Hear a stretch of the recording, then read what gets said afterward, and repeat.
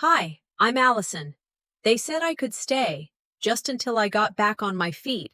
I cooked for them, paid their bills, helped raise their son.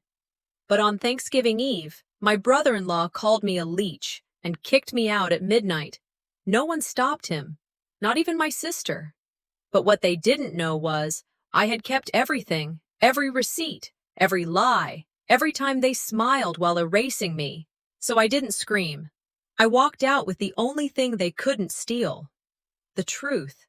And when I told it, everything changed. Delaney called it a temporary thing. Just a place to land, she said. No pressure, just family.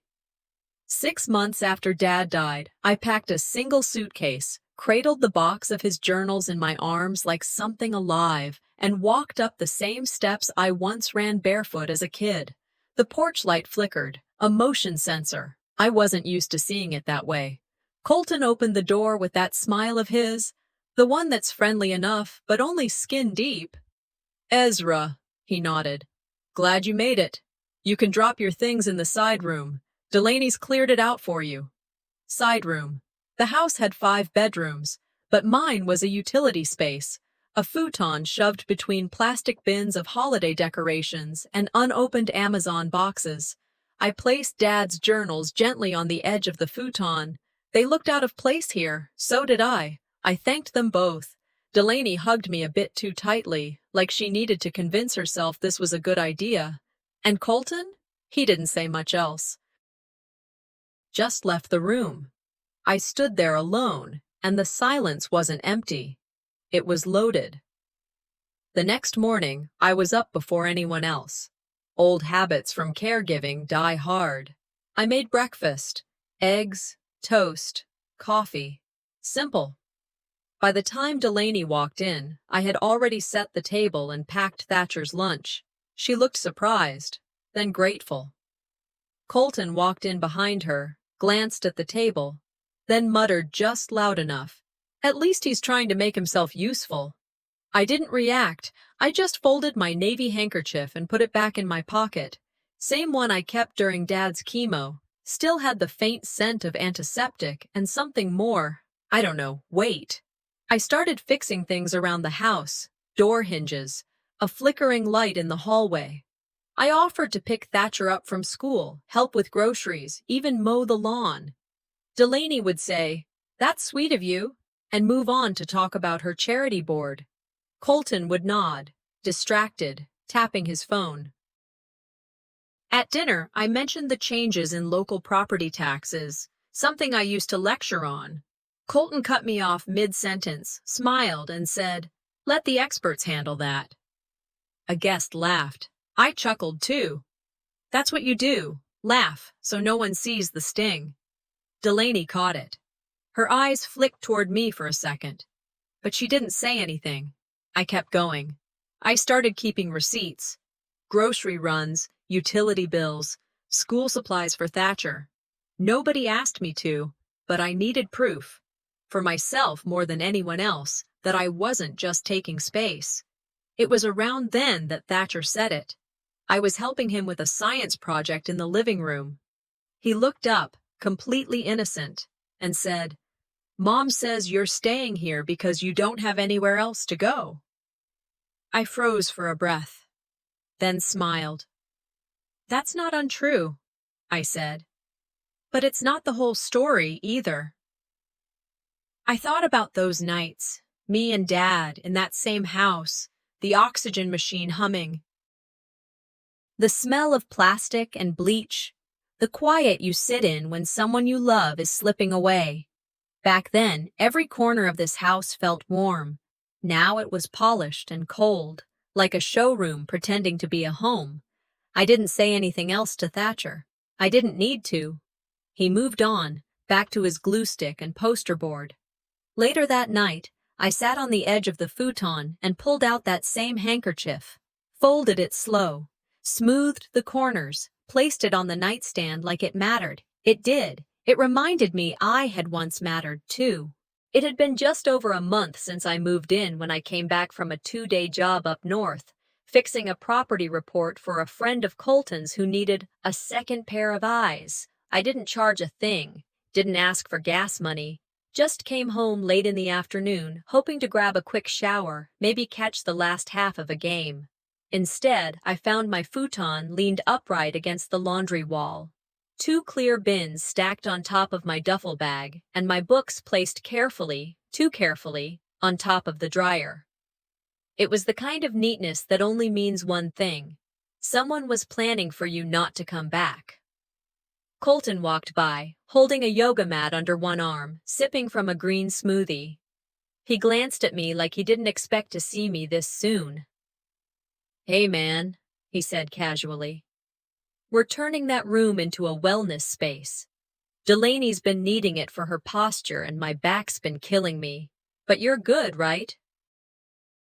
"I mean, the hallway corner still has that outlet for your phone?" I nodded. What else could I do? The hallway corner didn't even have a door. Thatcher saw me carrying my stuff down the hall and blinked. "Uncle Ezra, where's your room?" I couldn't lie to him, so I didn't answer. I just gave him a small smile and said I'd be fine.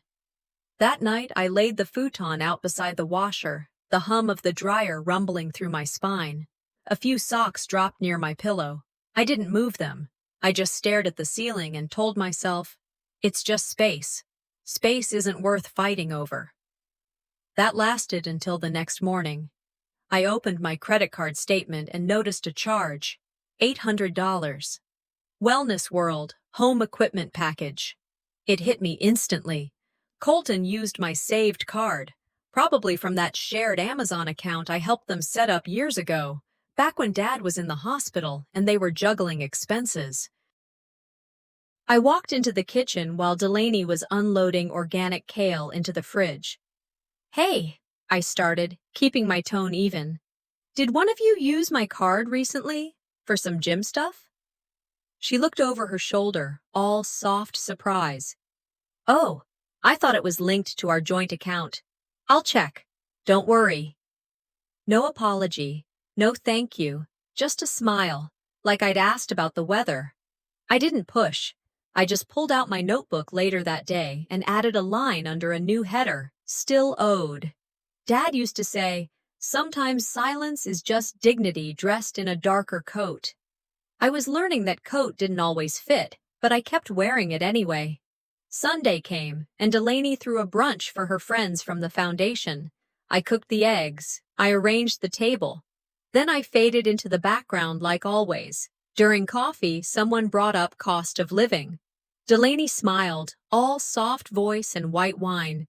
"We've been generous," she said. "Ezra doesn't have to contribute anything," we told him. "Just focus on healing." I froze. I'd been sending her $700 a month, rent, food, utilities, labeled each Venmo. "Thanks for letting me stay." I stood there, holding a tray of mini quiches, and realized I wasn't just being ignored, I was being rewritten. That night, I pulled up my transaction history, counted every payment. I could have paid for a one-bedroom by now. But I'd believed her when she said, "This is just until you get back on your feet." I thought I was part of something. I didn't say anything. I just stopped helping with breakfast the next day. The silence around the dinner table grew wider. Colton didn't mention it. Delaney filled the gap with stories from her charity gala, and Thatcher watched cartoons on his tablet with headphones on. A week passed. I didn't pick up groceries. I didn't sweep the porch.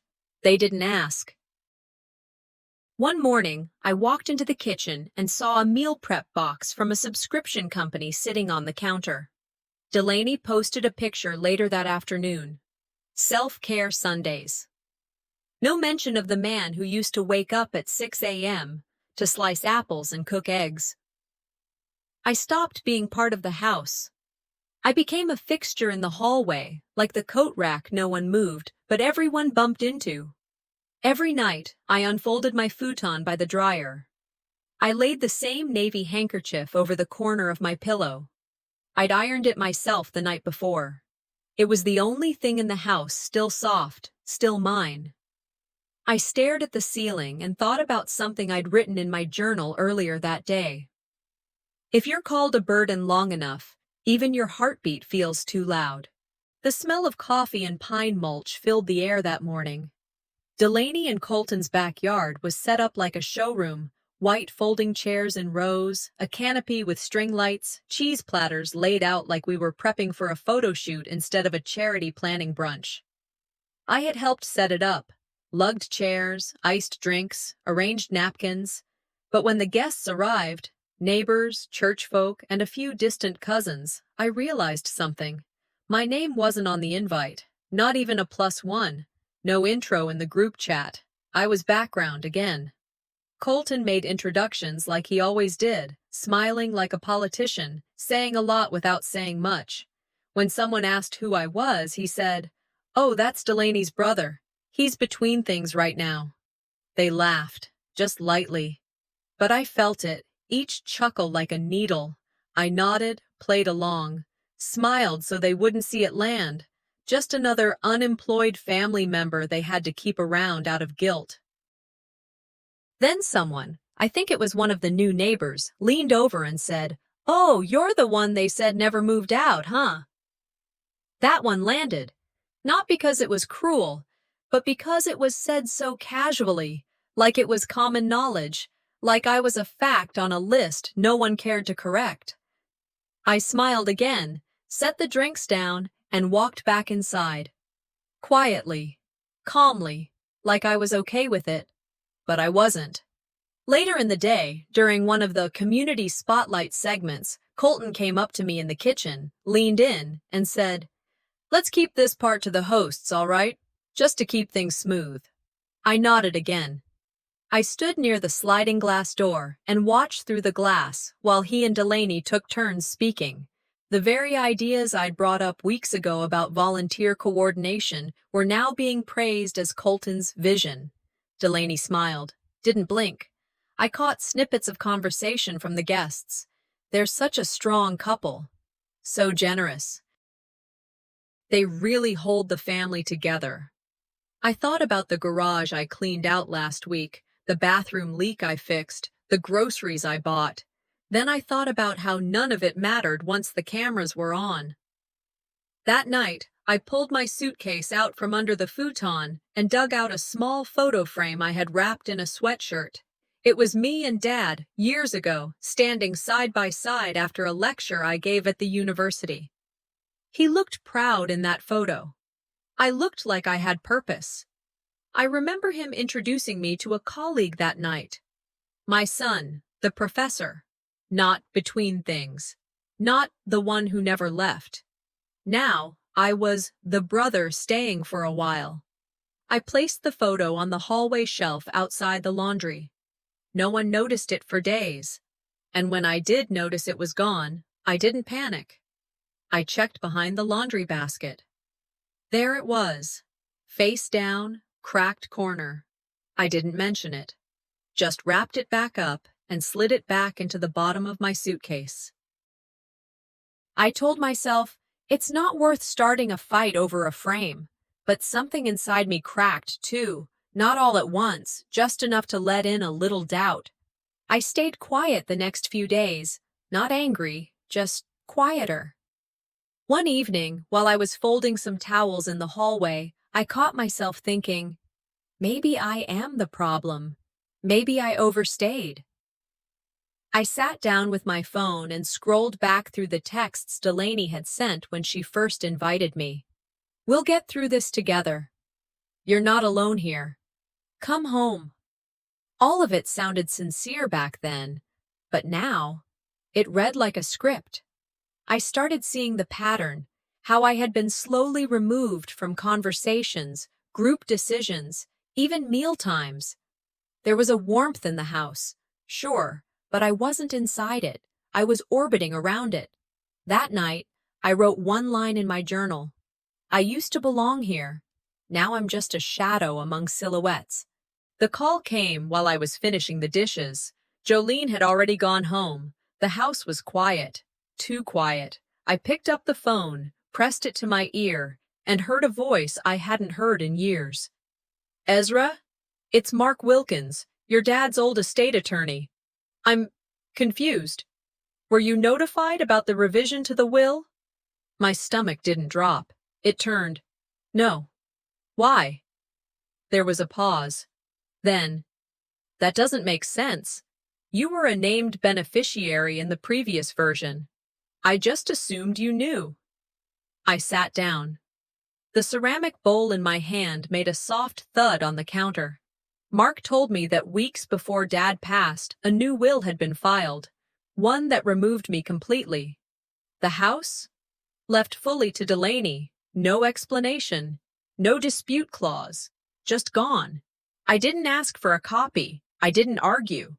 I thanked him, hung up, and stared at the wall. Delaney never said a word.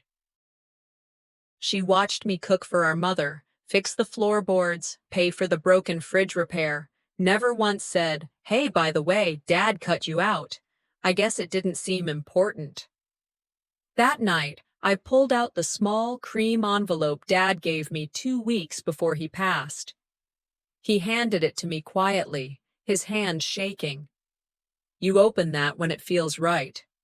I hadn't. Not until now. Inside wasn't a letter. It was a single, dried maple leaf, pressed between 2 sheets of parchment, no words. Just that. I understood. The silence meant goodbye. And maybe, just maybe, regret. 2 days later, I ordered a gift. A rare, leather-bound edition of Dad's favorite poetry collection. I shipped it directly to the house, with no name, no note, just something quiet and true, a tribute.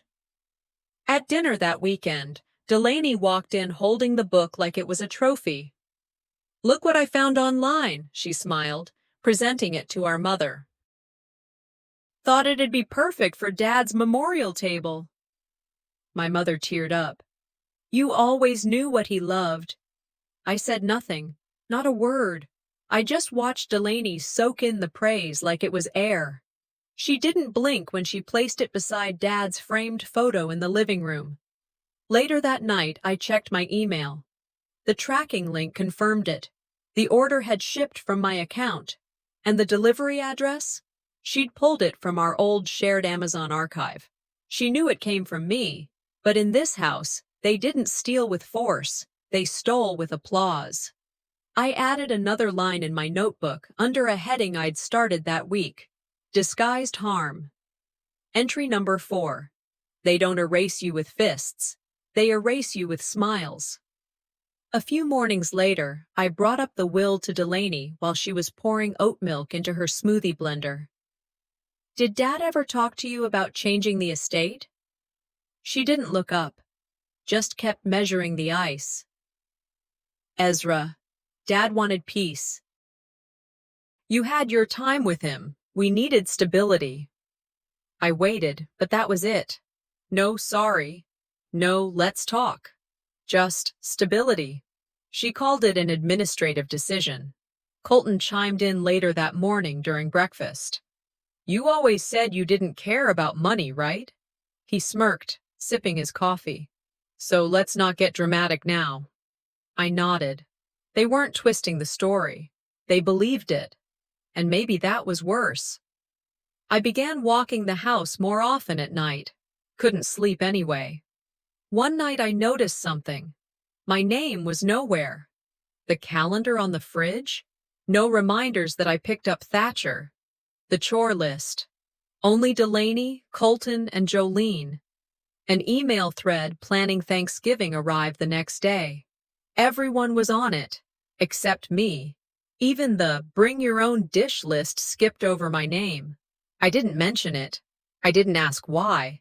I just walked the perimeter of the house, felt the cold settle in. And I wrote in my journal, "If you're not on paper, are you still family?" I didn't sleep the night I found out about the will. I laid there, staring at the ceiling above the hallway futon, letting the shadows move across the wall until the sun started pushing through the blinds. The house creaked the way it always did in the cold months. Familiar sounds. But they didn't comfort me anymore. Mid-morning, after a second cup of coffee I didn't taste, I sat at the kitchen table and drafted a message to Delaney.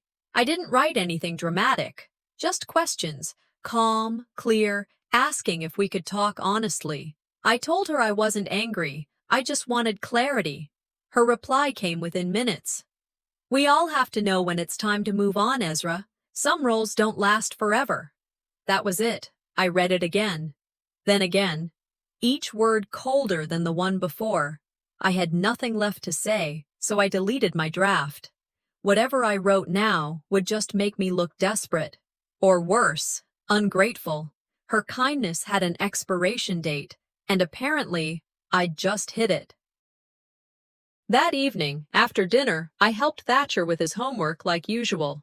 We sat cross-legged in the living room, surrounded by worksheets and glue sticks. He was cutting pictures of animals for a project. Out of nowhere, without looking up, he said, "Is it true you're here because nobody else wanted you?" My hands stopped mid-cut. I didn't show anything on my face, just placed the scissors down gently. "Who told you that?" He shrugged. "Mom told Aunt Claire at the door. I was there." He didn't say it with malice. He didn't know he'd just carved something open in me. I smiled, ruffled his hair, and told him to go wash up before dinner.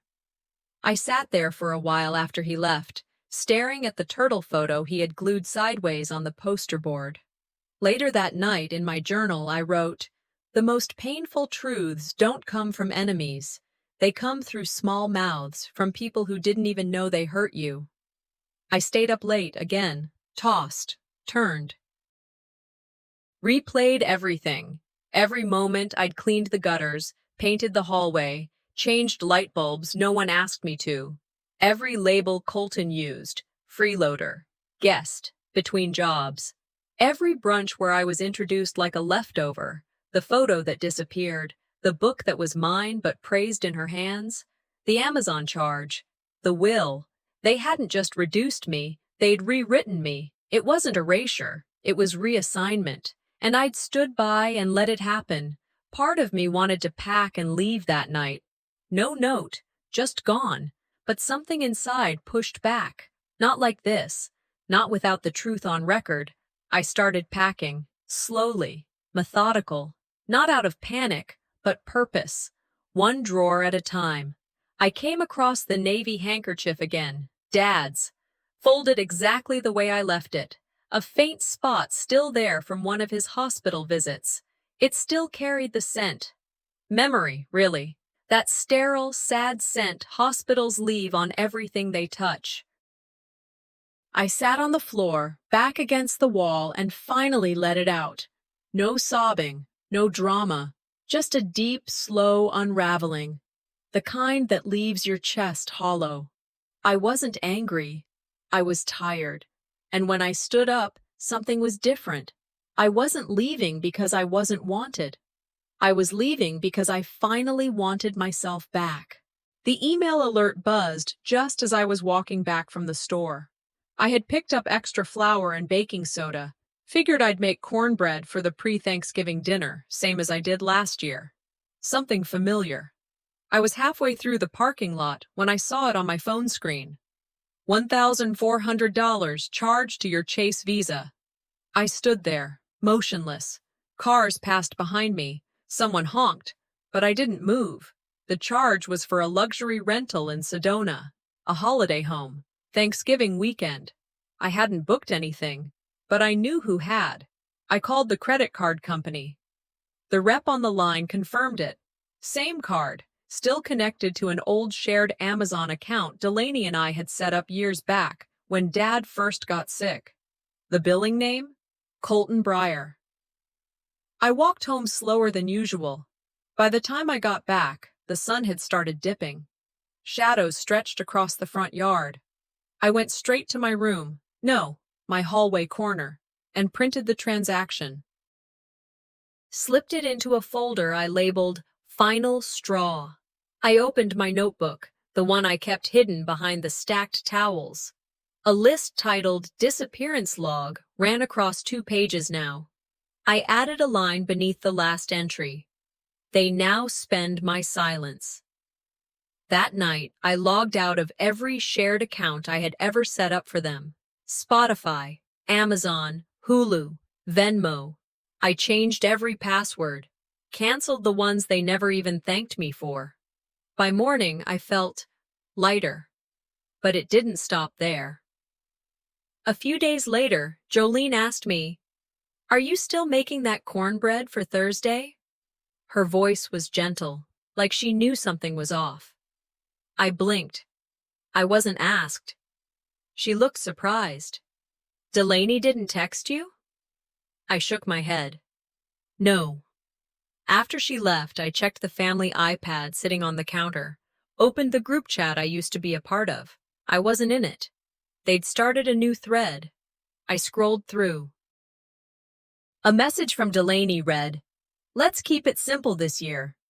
Colton had replied, "Yeah, less drama the better." My name wasn't listed on the grocery assignments, or the dishes, or the invitations. It was official. I hadn't left. I had been excluded. And that, somehow, was worse. I closed the iPad, went back to my notebook, and wrote, "You don't have to be exiled to feel erased. Sometimes they just remove your presence gently." By Wednesday, I had printed every receipt I had, every Venmo transfer, every repair bill, childcare run, grocery tab, a spreadsheet, color-coded, itemized, $7,200 since I moved in. I stapled it to a note. "Let the record show, I wasn't a guest, I was a bridge, and you built a wall." I slid the packet under Delaney's office door and walked out to the backyard. It was quiet, just the wind against the shed and the faint smell of wood rot from the old deck. At dinner that night, Delaney didn't say a word about it. Neither did I. Colton, though, he looked up halfway through chewing and smirked. "Man, Ezra's going through a phase, huh?" I didn't respond, just picked up my plate, rinsed it clean, and walked away from the table. Something shifted that evening, not just in the air, but in the way they looked at me. I wasn't the problem anymore. I was a variable they couldn't control. That night, I started my plan. Called an old friend in Denver, Mark, a guy I used to teach with. He had a guest house out back. Said I could stay as long as I needed. No questions asked.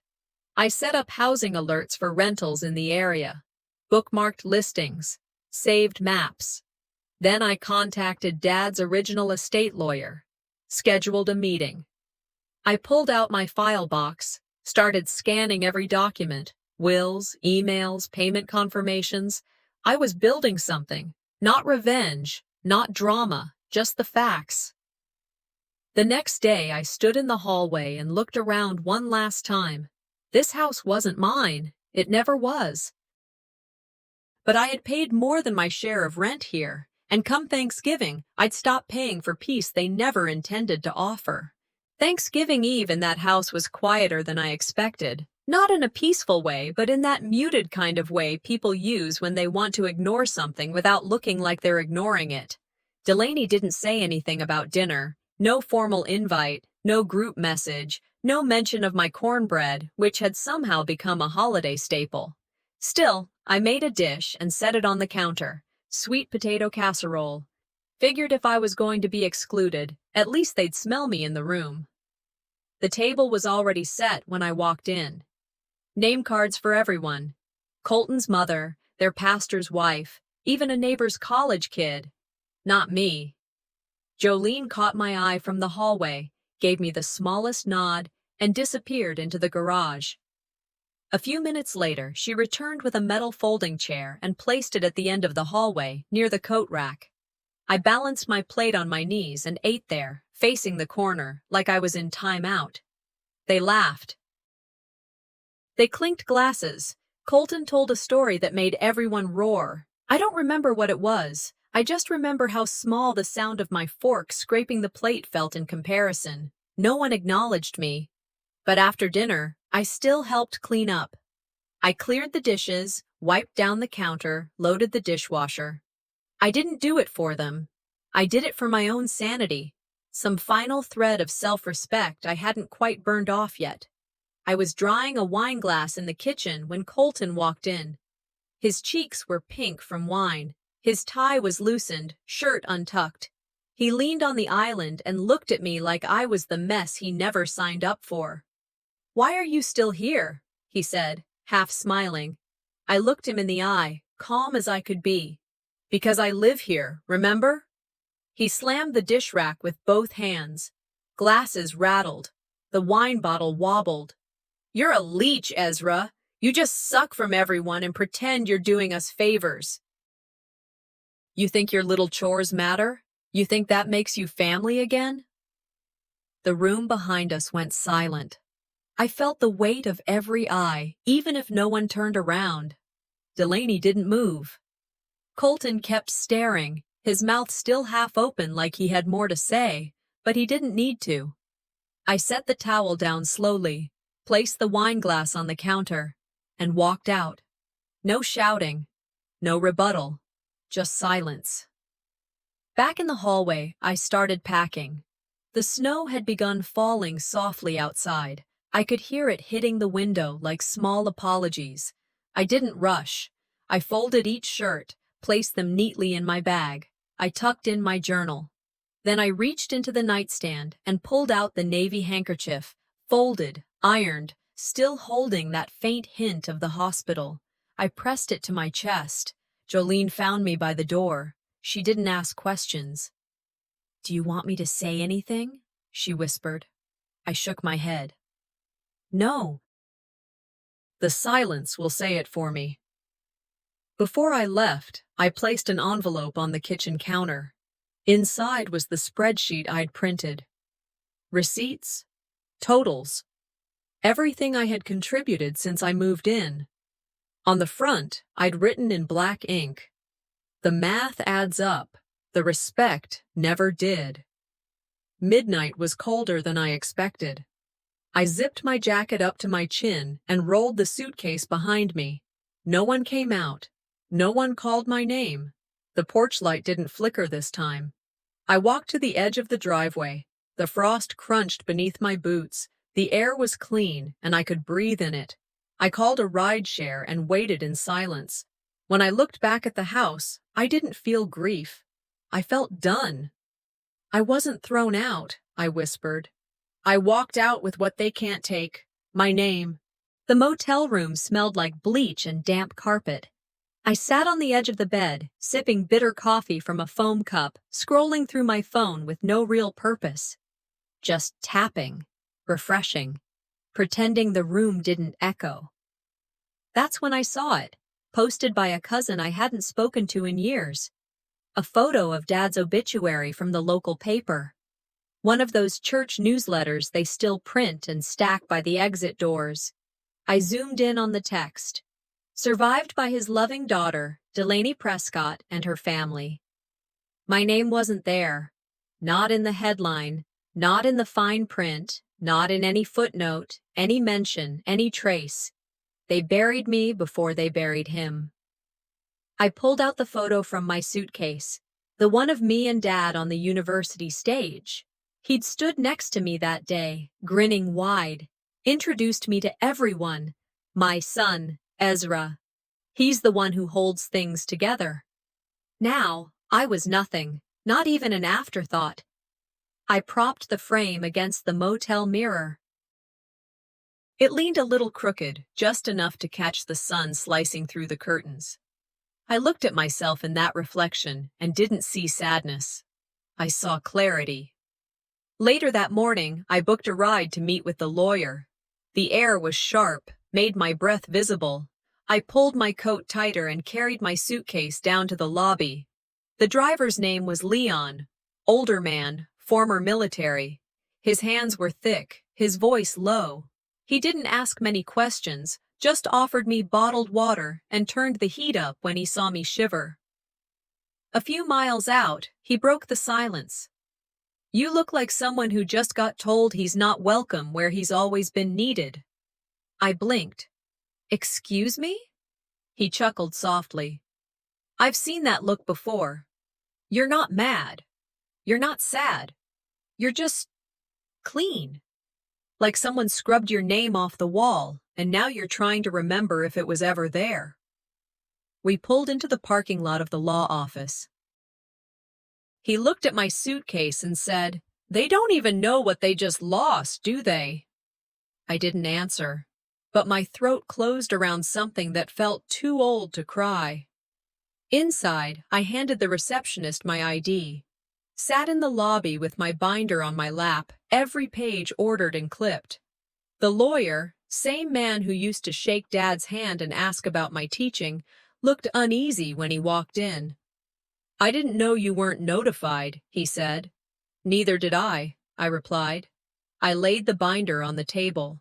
Receipts, documentation, email chains, records of money I spent, hours I gave, things I fixed, nights I stayed up. Then I placed one more thing beside it. A printed scan of a letter. Dad's handwriting, signed and dated before the will was revised. Ezra held this house together while I fell apart. He deserves a place in it long after I'm gone." The lawyer exhaled slowly, looked down at the letter like it was radioactive. "I'll reopen the file," he said. "This was never attached to the revision, but we'll make sure it's acknowledged." "I'm not asking for the house," I told him. "I'm asking for the truth to show up where it's supposed to." He nodded. I left that office heavier than I walked in, but heavier in the way a door feels when it finally shuts. On the way out, I stopped at a small coffee shop, the kind with local art on the walls and burnt espresso.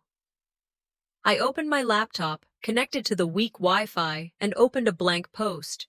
No hashtags, no grand statements, just facts.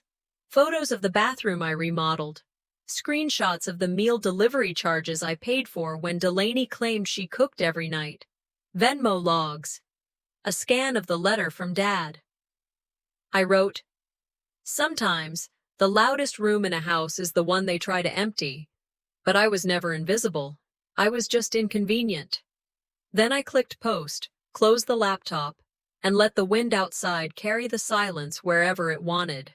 3 weeks had passed since I walked away from that house and hit post. The silence afterward wasn't cold, it was clean. I hadn't planned on going back to Flagstaff anytime soon, but there were still a few boxes left at Mom's. I figured I'd grab them quick, no drama. She'd said she'd leave them by the door. She didn't. I let myself in. She wasn't home. I didn't stay long. Just walked through the hall with steps that didn't feel mine anymore. I spotted a drawer open in the cabinet. Something told me to check. Inside, under old tax folders and expired coupons, was a photograph. Our family portrait. The one I paid for. Set up. Booked. I remembered fixing everyone's collars, calming the baby, even running to Walgreens to print the last-minute copies. But in this version, I was gone. Not metaphorically. Cropped. You could still see the corner of my jacket sleeve, just enough to prove I'd been there once. A sloppy, deliberate cut. The edge uneven like it had been done with kitchen scissors. I stared at it for a moment, then put it back where I found it. No confrontation, no need. Truth is, some people aren't trying to forget you. They're trying to pretend you were never part of it to begin with. A week later, I was back in Sedona. New town, 2-bedroom rental, yellow kitchen tiles, peaceful street, a view of red rocks that lit up at dusk. A letter came in the mail, handwritten, no return address. It was from a high school counselor in town. They'd seen my post, asked if I'd speak to students about family dynamics, about what it means to care for someone and be erased in return. I stared at the envelope for hours before replying. Then I remembered what the Uber driver had told me. They don't even know what they lost. I accepted. The auditorium was small, maybe 40 students, teachers along the back wall, a few parents scattered in folding chairs. I didn't prepare notes. I just spoke. Not with anger, not with bitterness, just facts. "I didn't lose my family," I said, near the end. "I just stopped begging to be part of a version of it that no longer existed." They clapped, slowly. A few nodded. One teacher wiped her eyes. That applause didn't feel like validation. It felt like closure. Days after, I found myself sitting at the window of my new place. Sunlight came in through the curtain. On the small wooden table sat the same navy handkerchief, washed, folded, ironed. Jolene had mailed it to me. Inside the envelope, she'd left a note. "You were always seen. Some of us never stopped seeing you." I got up, found a frame, and hung the handkerchief by the fireplace, not as proof, not as a symbol, just as a reminder. Next to it, I placed a photo. Me, Jolene, 2 students from the seminar. We were laughing. No one posed. It wasn't the kind of photo you plan, just the kind that tells the truth. In my journal, I wrote, "Family isn't always who raised you. Sometimes it's who refused to erase you."